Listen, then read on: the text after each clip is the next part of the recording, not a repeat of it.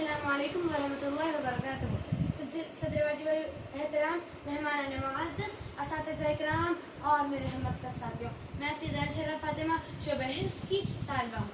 आज 15 अगस्त के इस पुरमसरत मौके पर मैं आपके सामने जंग आज़ादी में मुसलमानों का किरदार इस उन्वान पर अपने ख़यालात का इज़हार करने की ज़रारत कर रही हूँ। बगौर समाअत फरमाएं। वफादारी वतन से हो यही इस्लाम कहता है, वफादारी वतन से हो यही इस्लाम कहता है, हम अपने दिल के हर गोशे में हिंदुस्तान रखते हैं। हजरात, तारीख शाहिद है, कदीम जमाने में दुनिया हिंदुस्तान को सोने की चिड़िया के नाम से जानती थी, मगर अफसोस सद अफसोस, इस सोने की चिड़िया को कई बदनजर बैरूनी हमलावरों ने लूटा है। 7 समंदर पार रहने वाले मुट्ठी भर अंग्रेज तिजारत के गर्ज से आए थे और यहाँ के हालात का फायदा उठाकर यहाँ के काबिज बन बैठे। मगर मुसलमान और गुलामी ये दो मुतज़ाद चीजें हैं। तमाम कमजोरियों और खराबियों के बावजूद मुसलमानों ने गैरों की गुलामी को कबूल करने से इनकार करके ऐलान जंग कर दिया। ये बताते हुए फख्र महसूस कर रही हूँ कि ये आज़ादी हमारे असलाफ व इकराम की 200 साल बेपनाह कुर्बानियों और जहद पहन का नतीजा है। वतन अजीज पर जब अंग्रेजों ने अपना नापाक तसल्लुत जमाया तो सबसे पहले मुसलमानों ने हिंद की गैरत व हमीयत जागो की, जिसकी जिंदा मिसाल शाह वली अल्लाह मुहद्दिस रहमतुल्लाह अलैह थे, जिन्हें अव्वलीन से बासालार होने का शर्फ हासिल हुआ। इन्हीं के बड़े फर्जंद शाह अब्दुल अजीज ने हिंदुस्तान को दारुल हरब करार देकर जिहाद का फतवा दे दिया था। इसी फतवे से मुजाहिदीन के दिल जोश जज्बे से लबरेज हो गए और उन्होंने अंग्रेजों की ईंट से ईंट बजा दी। यही तहरीक तारीख हिंद में पहली इस्लामी तहरीक बनी।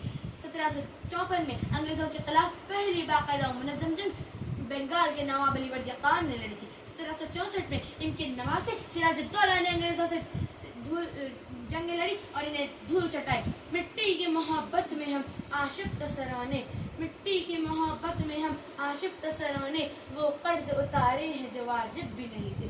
1782 से 1799 तक मैसूर में हैदर अली और इनके उलुल अज़्म फर्जंदे अंग्रेजों से 4 जंगें लड़ी और इन्हें नाको चने चबाए थे। 1757 में अंग्रेजों को पहली फैसला कुन जंग में शर्मनाक शिकस्त का सामना करना पड़ा।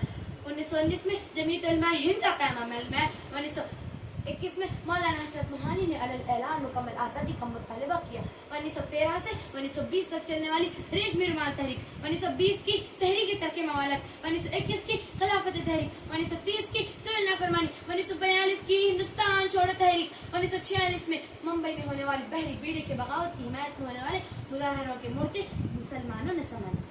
चश्मे फलक ने हिंदुस्तानी मुसलमानों के अज़्म हौसले को देखा है। मुरक्कीन के मुताबिक शहीद होने वाले मुसलमानों में सिर्फ उलमा की तादाद 30 से 50 हजार थी। अलमिया तो ये है कि दिल्ली के इंडिया गेट पर सिर्फ 61,945 मुसलमानों के नाम तहरीक हैं।